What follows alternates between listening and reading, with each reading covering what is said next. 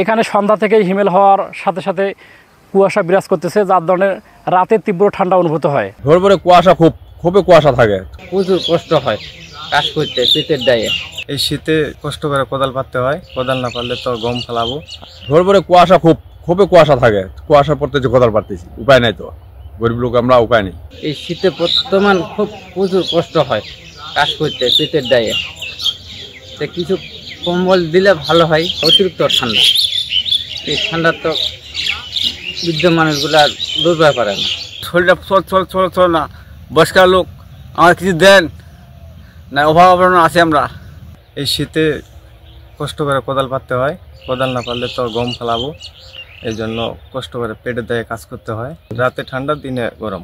এখানে সন্ধ্যা থেকেই হিমেল হওয়ার সাথে সাথে কুয়াশা বিরাজ করতেছে, যার কারণে রাতে তীব্র ঠান্ডা অনুভূত হয়। আজ সকাল 9টায় এখানে সর্বনিম্ন তাপমাত্রা রেকর্ড করা হয়েছে 12.9 ডিগ্রি সেলসিয়াস, যা সারা দেশের মধ্যেই সর্বনিম্ন তাপমাত্রা।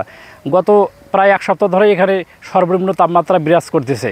এখানে সর্বোচ্চ তাপমাত্রা চলতেছে 28 থেকে 29 ডিগ্রি সেলসিয়াসের মধ্যেই। আগামী 2-1 দিন সর্বনিম্ন তাপমাত্রা সামান্য একটু কম অথবা বেশি হতে পারে।